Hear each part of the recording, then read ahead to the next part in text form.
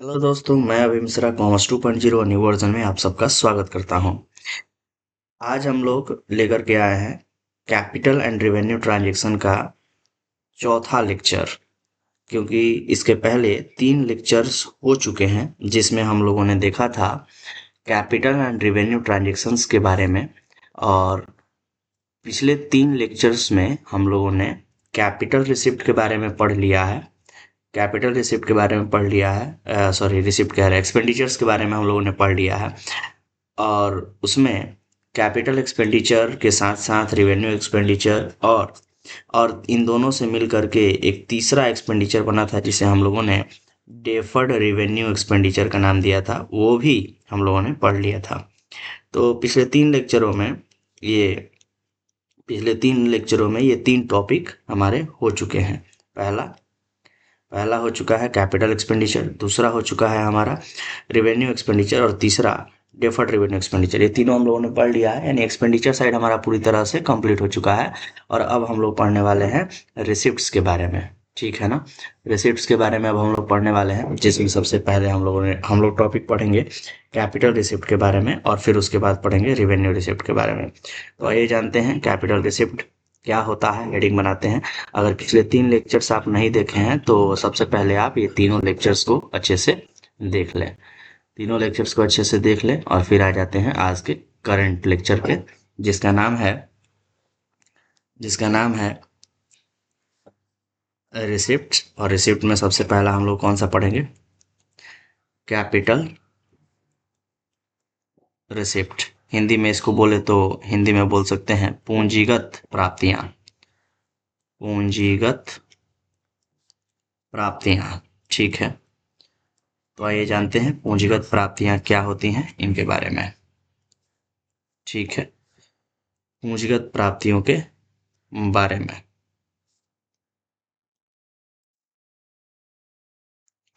चलिए तो पढ़ना शुरू करते हैं। पूंजीगत प्राप्तियां होती क्या हैं, सबसे पहले हम लोग जानेंगे इनका इनका मीनिंग।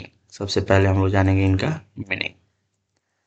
तो देखिए, अगर हम बात करें कैपिटल रिसिप्ट की तो इसका मीनिंग हो जाएगा कि the receipt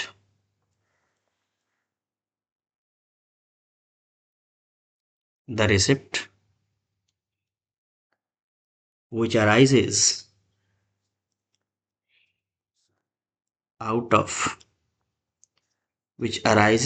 out of some casual which arises out of some casual or non-recurring non recurring. देखिए, अगर आपने एक्सपेंडिचर को अच्छे से समझ लिया है तो आपको रिसिप्ट भी अच्छे से समझ में आएगा। बस क्योंकि कैपिटल नेचर के बारे में ही हम लोग पढ़ रहे हैं, तो जो चीज़ें हम लोग एक्सपेंडिचर्स में पढ़ रहे थे वो चीज़ें अब रिसिप्ट में पढ़ेंगे। नेचर हमारा वही रहेगा कैपिटल, और कैपिटल रिसिप्ट भी वही होगा, मतलब उसी नेचर का होगा जिस नेचर का कैपिटल पेमेंट्स होता है या एक्सपेंडिचर्स होता है। नेचर मेरे कहने का मतलब ये है कि कैपिटल एक्सपेंडिचर में हमने देखा था कि बार बार होता है, बार बार नहीं होता है, नॉन रिकरिंग नेचर का होता है, normal course of business activity से रिलेटेड नहीं होता है ना, ह्यूज अमाउंट का होता है, बड़े अमाउंट का, और सबसे मुख्य बात कि उससे मिलने वाले जो बेनिफिट होते हैं वो 1 साल से अधिक के लिए होते हैं। ठीक है ना। तो सेम चीज़ें यहाँ रिसिप्ट के हम लोग माने प्राप्तियों के संदर्भ में हम लोग पढ़ने वाले हैं, वही बात है। तो इसलिए कहता है कि the receipt which arises out of some casual और non recurring transactions non recurring transactions and not out of and not out of an ordinary ordinary operations ordinary operations of the business ordinary operation of the business. यानी कि ये ordinary business operation में नहीं होता है, not है ना, नहीं होता है ऑर्डिनरी ऑपरेशन में, मतलब सामान्य बिजनेस एक्टिविटीज ये नहीं है, ये कभी कभार होती हैं, नॉन रिकरिंग नेचर की होती हैं। नॉन रिकरिंग मतलब जो बार बार नहीं होते हैं, ऐसा होता है। ठीक है ना। ये ऐसे खर्चे हैं जो बार बार ये ऐसे प्राप्तियां हैं, सॉरी रिसिप्ट हम लोग पढ़ रहे हैं, ये ऐसे प्राप्तियां हैं जो हम लोग जो बार बार नहीं होती हैं, कभी कभार होती हैं, ठीक है। तो ऐसे रिसिप्ट्स को हम लोग क्या बोलते हैं, कैपिटल रिसिप्ट्स बोलते हैं। इनके हम लोग फीचर्स देख सकते हैं, फीचर्स देख सकते हैं, फीचर्स, फीचर्स में लिखेंगे कि जो कैपिटल रिसिप्ट्स होते हैं, कैपिटल रिसिप्ट जो होते हैं, इनके बारे में लिखेंगे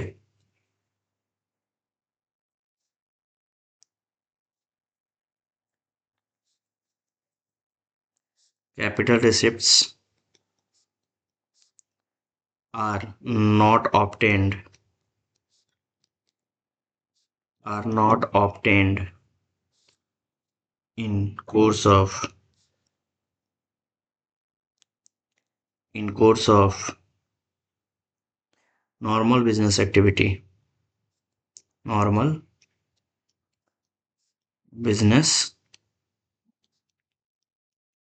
activities, यानी कि ये सामान्य व्यवसाय की जो क्रियाएं होती हैं उनमें प्राप्त नहीं होती हैं, ठीक है ना। ये विशेष प्राप्तियां हैं, सामान्य व्यवसायिक कार्यों में प्राप्त नहीं होती हैं। अगला लिखेंगे capital receipts are generally,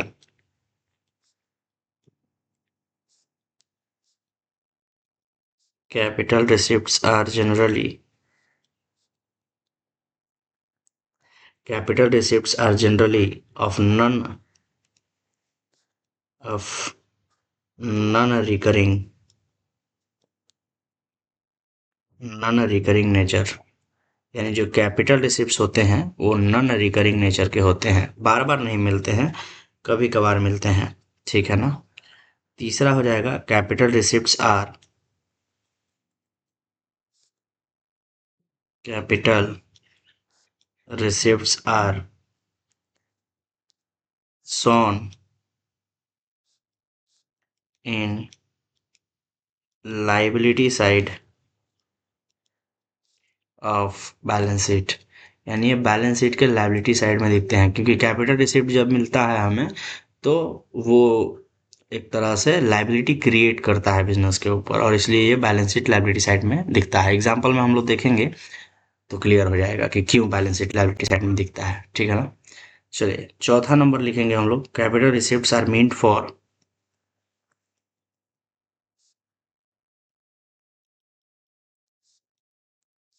capital receipts are meant for, यानी जो कैपिटल रिसिप्ट्स होते हैं वो सामान्यतया या सामान्य क्रियाओं में तो होते नहीं हैं, तो वो स्पेसिफिक यानी स्पेशल पर्पस के लिए होता है, तो उसी को लिखेंगे कि meant for some specific purpose, ठीक है। और लास्ट पांचवा एक और लिख लेते हैं कैपिटल रिसिप्ट्स, जैसे कि अभी मैंने बताया था कि बैलेंस शीट लायबिलिटी साइड में क्यों दिखता है, क्योंकि कैपिटल रिसिप्ट्स जो होते हैं क्रिएट्स, वो क्रिएट करते हैं क्या, क्रिएट्स लायबिलिटीज, लायबिलिटीज क्रिएट करते हैं, ठीक है बात। तो ये आपके हो गए फीचर्स। अब आ जाते हैं हम लोग एग्जाम्पल के ऊपर, अब आ जाते हैं हम लोग कि कुछ कैपिटल रिसिप्ट्स के हम लोग क्या पढ़ लें, एग्जाम्पल पढ़ लें, ठीक है बात। एग्जाम्पल, तो एग्जाम्पल में देखेंगे कैपिटल रिसिप्ट है तो जैसे कि राइजिंग ऑफ बैंक लोन, यानी किसी तरह का अगर बैंक लोन हमने ले लिया है तो ये एक तरह का कैपिटल रिसिप्ट है, और देखिए क्या बैंक लोन एक तरह का क्या है, लाइबिलिटी है, इसलिए बैलेंस शीट लाइबिलिटी साइड में दिखता है। अगला लिखेंगे money receipt,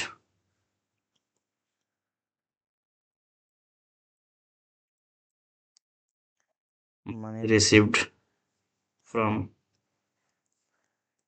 cell of fix asset, कोई फिक्स एसेट बेच दिया, कोई फिक्स एसेट बेच दिया, तो उससे जो पैसे मिलते हैं, उससे जो पैसे मिलते हैं वो हमारे कैपिटल रिसिप्ट कहलाएंगे। एक बात आप लोगों को क्लियर कर दें कि यहाँ पर बैलेंस शीट लायबिलिटी साइड जो लिखे थे फीचर्स में, ये लायबिलिटी वर्ड लिखना जरूरी नहीं है।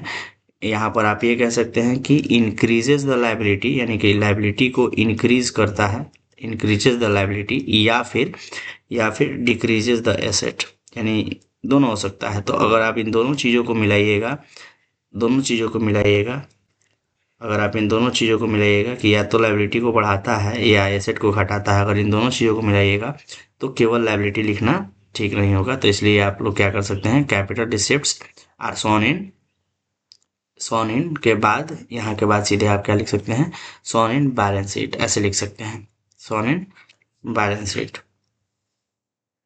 Capital receipts are shown in capital receipts are shown in balance sheet, ठीक है।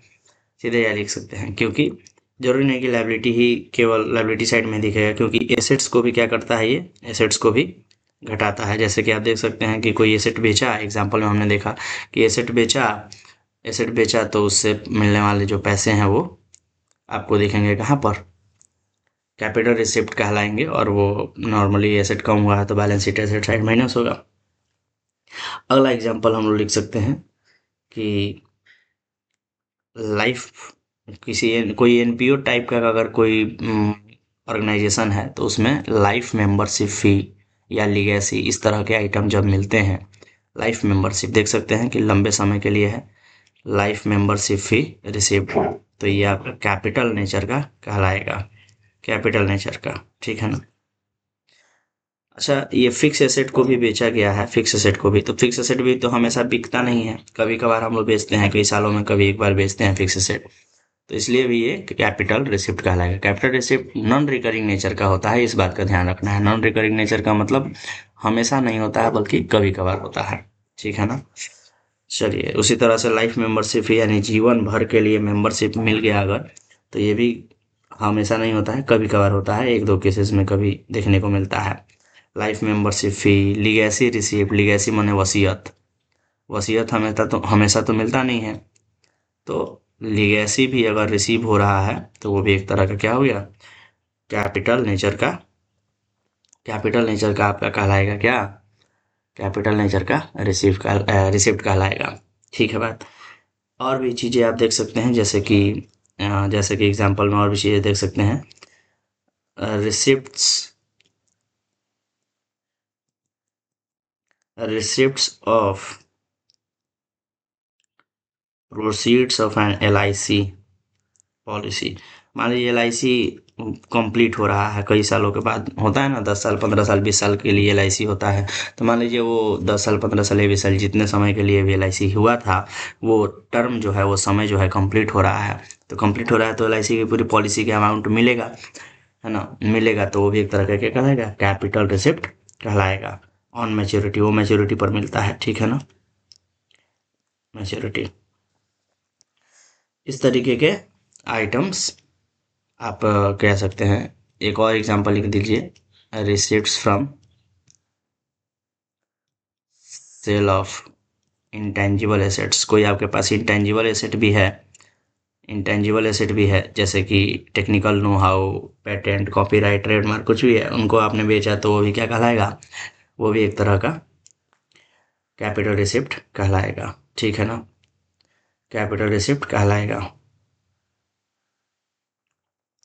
तो इस तरीके से हम लोग क्या देख सकते हैं, ये कैपिटल रिसिप्ट्स के बारे में जितनी चीज़ें पढ़नी थी सारी चीज़ें हम लोगों ने पढ़ी। कैपिटल रिसिप्ट के बारे में हमने देखा, कैपिटल रिसिप्ट होता क्या है, सबसे पहले तो ये देखा, और फिर मीनिंग देखने के बाद उनका फीचर्स हमने देखा, और फिर फीचर्स के बाद हम लोगों ने उनके एग्जाम्पल देखे। तो ये पूरा का पूरा जो इसका नोट्स है, ये आप लोग अच्छे से बना सकते हैं, और कोई डाउट हो तो ज़रूर पूछें, ठीक है। चलिए काम करते हैं इसी लेक्चर में, चूँकि आपने एक्सपेंडिचर्स के बारे में अगर पढ़ रखा है तो रिसिप्ट्स को समझने में समय नहीं लगता है, तो एक काम करते हैं, रेवेन्यू रिसिप्ट्स को भी इसी में फटाफट इसी लेक्चर में कंप्लीट कर लेते हैं, ठीक है। तो आइए तुरंत हेडिंग बनाते हैं, रेवेन्यू रिसिप्ट्स। चलिए, रेवेन्यू रिसिप्ट्स यानी आयगत प्राप्तियां, आइए जानते हैं आयगत प्राप्तियां क्या होती हैं। ठीक है, आयगत प्राप्तियां क्या होती हैं। सबसे पहले हम जानेंगे इनका मीनिंग। ठीक है ना, तो मीनिंग जानते हैं। रेवेन्यू रिसिप्ट्स क्या होते हैं। तो रेवेन्यू रिसिप्ट वो रिसिप्ट होते हैं जिनको हम लोग नॉर्मल बिजनेस एक्टिविटी में रिसीव करते हैं, जैसे माल बेचा है ना, कमीशन मिला, ये सब चीज़ें हो जाएंगी। तो लिखेंगे हम लोग रेवेन्यू रिसिप्ट्स क्या होते हैं। द रिसिप्ट्स, रेवेन्यू रिसिप्ट के बारे में लिख रहे हैं। द रिसिप्ट विच अराइज, यानी वो रिसिप्ट जो होते हैं out of out of normal business activity. Normal business activity, जो नॉर्मल बिजनेस एक्टिविटी में प्राप्तियां होती हैं, उन्हीं प्राप्तियों को हम लोग क्या बोलते हैं, रेवेन्यू रिसिप्ट बोलते हैं। बाकी चीज़ें हम लोग फीचर्स में लिख लेंगे, ठीक है ना, बाकी चीज़ें हम लोग फीचर्स में लिख लेंगे रेवेन्यू रिसिप्ट्स के बारे में। तो अगर फीचर्स लिखने की बारी है तो हम लोग लिख सकते हैं कि जो रेवेन्यू रिसिप्ट्स होते हैं, रेवेन्यू रिसिप्ट्स जो होते हैं आर ऑफ रिकरिंग नेचर के होते हैं। मतलब कि रिकरिंग मतलब बार बार, रिकरिंग मतलब बार बार, ऐसी चीज़ें जो बार बार होती हैं उनको रिकरिंग कहा जाता है। तो रेवेन्यू रिसिप्ट्स बार बार होते हैं, ठीक है ना, मतलब बार बार प्राप्त होते हैं, ऐसे रिसिप्ट हैं ये जो बार बार बिजनेस में प्राप्त होता है। अगला हम लोग लिख सकते हैं रेवेन्यू रिसिप्ट के बारे में कि revenue receipts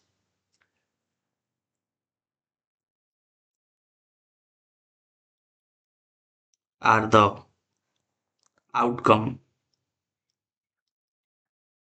outcome of firms normal activities. Firm के जो नॉर्मल एक्टिविटीज होते हैं उनसे ये प्राप्त होते हैं, और वो भी उसी साल के दौरान इन द अकाउंटिंग पीरियड।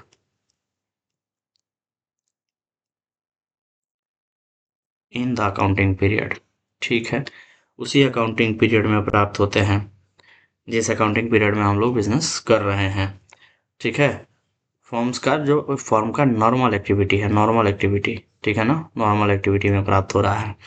अगला लिखेंगे हम लोग फीचर्स में, अगला लिख सकते हैं फीचर्स की रेवेन्यू रिसिप्ट्स जो होते हैं, revenue receipts revenue receipts do not create any liability,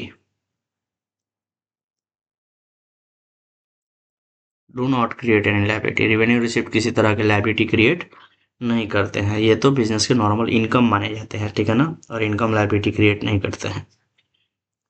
और इनको हम लोग फीचर्स में ये भी दिखा सकते हैं कि चूंकि ये लाइबिलिटी क्रिएट नहीं करते हैं बल्कि इनकम क्रिएट करते हैं, इसलिए इनको हम लोग कहाँ दिखाते हैं, इसलिए इनको हम लोग ट्रेडिंग या प्रॉफिट एंड लॉस अकाउंट के क्रिएट में दिखाते हैं, ठीक है ना। तो इस चीज़ को भी चाहो तो लिख सकते हैं रेवेन्यू रिसिप्ट्स आर शोन, कहाँ दिखाए जाते हैं, in trading and profit and loss account, ठीक है ना, वहाँ देखते हैं ये, ठीक है। और कोई काम करते हैं, एक और एग्जांपल लिख लेते हैं कि जो रेवेन्यू रिसिप्ट होते हैं नॉर्मल एक्टिविटी में मिलता है, कोई खास एक्टिविटी में नहीं मिलता है, तो ये स्पेसिफिक नहीं होते हैं, नॉर्मल होते हैं, तो इसलिए इनको हम लोग लिख सकते हैं कि revenue receipts revenue receipts are not meant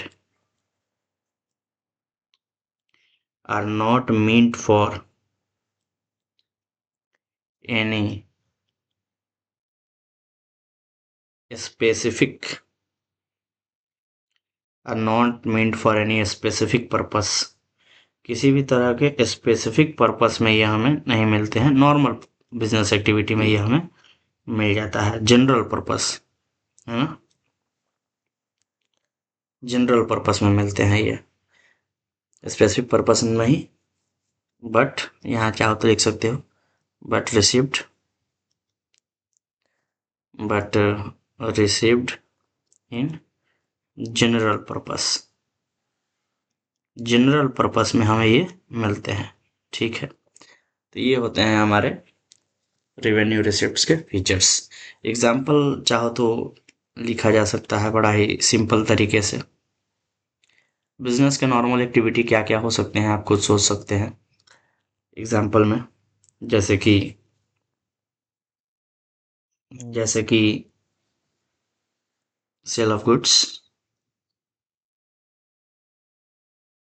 माल बेचा तो उससे जो पैसे रिसीव हुए, तो हम लोग ना इसको ऐसे लिख सकते हैं, receive proceed from sale of goods, है ना, ऐसे लिख सकते हैं, proceeds from sale of goods. और क्या लिख सकते हैं हम लोग, कंपनसेशन अगर मिल रहा है, कंपनसेशन रिसीव हो रहा है,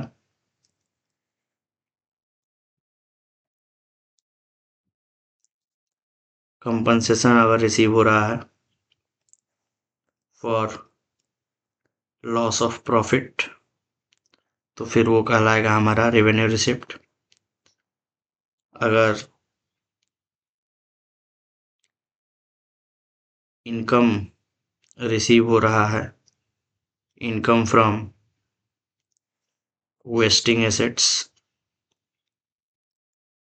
वेस्टिंग एसेट्स जैसे कि माइंस वगैरह को बोला जाता है, तो इनसे अगर कोई इनकम रिसीव हो रहा है, अगर कोई हमारा बिजनेस इस सेक्टर में है, माइंस वगैरह के सेक्टर में, खनन क्षेत्रों में काम करता है, तो उससे भी मिलने वाला जो इनकम है वो रेवेन्यू रिसिप्ट कहलाएगा, ठीक है ना। सब्सिडी रिसीव अगर होता है किसी तरह का, सब्सिडी रिसीव्ड, सब्सिडी रिसीव होता है अगर किसी का buy a company, buy a company, किसी एक कंपनी के द्वारा, है ना, कंपनी के द्वारा सब्सिडी रिसीव होता है, और किससे रिसीव होता है, तो बाय कंपनी लिखने के बजाय आप ये लिख सकते हैं कि जो सब्सिडी रिसीव हुआ है बाय गवर्नमेंट हुआ है, गवर्नमेंट के द्वारा रिसीव हुआ है, मतलब बाय गवर्नमेंट नहीं लिखे इसको, फॉर फ्रॉम गवर्नमेंट लिख सकते हैं हम लोग, रिसीव फ्रॉम गवर्नमेंट, गवर्नमेंट से हमें क्या रिसीव हुआ, सब्सिडी रिसीव हुआ। क्यों रिसीव हुआ, क्योंकि अ, मान लीजिए यहाँ पर हम लोग ऐसे लिख सकते हैं, for export promotion, export promotion, export को प्रमोट करने के लिए गवर्नमेंट ने हमें सब्सिडी दिया है। तो ये सब भी एग्जाम्पल हो सकते हैं, और भी इनके बीच एग्जाम्पल हम लोग लिख सकते हैं, ठीक है ना। तो ये था हमारा रेवेन्यू, रेवेन्यू रिसिप्ट्स क्या होते हैं, उनके फीचर्स क्या होते हैं, ठीक है, और फिर उनके एग्जाम्पल। तो हम लोगों ने देखा कि रेवेन्यू रिसिप्ट्स क्या होते हैं, उनका मीनिंग, फीचर्स और उनके एग्जाम्पल। इसको अच्छे से नोट्स बना लेना है और समझ लेना है। पीछे के लेक्चर्स अगर नहीं देखे हो तो उसको पहले ज़रूर देखना है। और फिर इसमें लगभग लगभग ये चैप्टर ख़त्म हो गया, और एक काम आप लोग को और करना है, आप चाहे तो कर सकते हैं। जो भी आपने ये ऊपर में देखा था, ये कैपिटल रिसिप्ट, रेवेन्यू रिसिप्ट, ये जो मेन चार हैं, कैपिटल पेमेंट और रेवेन्यू पेमेंट, इन इनके बीच ना आपस में डिफरेंस तैयार कर लेना है, मतलब difference between capital receipt and revenue receipt. उसके बाद अगला एक डिफरेंस हो जाएगा, difference between capital expenditure and revenue expenditure. तो ये दो डिफरेंस आप लोग तैयार कर लेंगे, ठीक है बात। चलिए, तो उसके बाद क्या होगा, ये नॉर्मली चैप्टर तो ख़त्म हो गया है, बट इसमें ना एक और अलग से टॉपिक हम लोग पढ़ सकते हैं, एक अलग से टॉपिक हम लोग इसमें और पढ़ सकते हैं, जिसको ये कहा जा सकता है कि एक टॉपिक हो जाएगा इसमें, capital loss and revenue loss, revenue loss. देखिए, तो इस टॉपिक को बड़ा सिंपल तरीके से एक लाइन में मैं काम करता हूँ, एक लाइन में समझा देता हूँ कि अगर कैपिटल नेचर का कोई ट्रांजैक्शन हुआ, कैपिटल नेचर का ट्रांजैक्शन, और उस ट्रांजैक्शन में इफ उस ट्रांजैक्शन में अगर कोई क्या हुआ बाबू, उस ट्रांजैक्शन में अगर कोई हुआ लॉस, उस ट्रांजैक्शन में क्या हुआ, अगर किसी तरह का हुआ लॉस, तो वो लॉस कहलाएगा आपका कैपिटल लॉस। सिंपल सी बात है। और ठीक इसी प्रकार से दूसरा हो जाएगा कि अगर रिवेन्यू नेचर के, रिवेन्यू नेचर का कोई ट्रांजैक्शन हुआ, रिवेन्यू नेचर का कोई ट्रांजैक्शन हुआ और उसमें किसी तरह का लॉस अगर हो गया, तो वो लॉस आपका कहलाएगा रेवेन्यू लॉस। ये भी कहीं कहीं देखने को टॉपिक मिल जाता है, तो इसको भी लिख लेना है। और इसके साथ ही आपका ये चैप्टर पूरी तरह से ख़त्म होता है। मैं उम्मीद करता हूँ कि ये चैप्टर समझ में आया होगा। वेरी इंपॉर्टेंट चैप्टर है, इस चैप्टर को अच्छे से तैयार कर लेना है। रहिएगा तो इस चैप्टर से रिलेटेड हम और ढेर सारे क्वेश्चन की प्रैक्टिस जो एग्ज़ाम में आते हैं वो सब प्रैक्टिस भी करा देंगे। सारे के सारे लेक्चर देख लेने हैं। आई थिंक टोटल मिला के इस चैप्टर में 4 लेक्चर हुए, छोटे छोटे लेक्चर हुए हैं। चारों लेक्चर को अच्छे से देख लेना है, ठीक है ना। जो भी डाउट हो कमेंट कर लेना है और अपने ग्रुप्स में इसको शेयर भी कर देना है, ताकि और भी लोग देख करके अच्छे से इस टॉपिक को क्लियर कर सकें। चलिए, तो आज के लिए इतना ही, मिलते हैं अगले क्लास में। तब तक के लिए कोई और चैप्टर अगर आप लोग को इस तरीके से पढ़ना हो, थ्योरी का या प्रैक्टिकल का, तो वो भी आप कमेंट में बता सकते हैं। मैं प्रयास करूंगा कि जल्द से जल्द वो लेक्चर्स भी लेके आपके सामने आऊँ। तब तक के लिए धन्यवाद।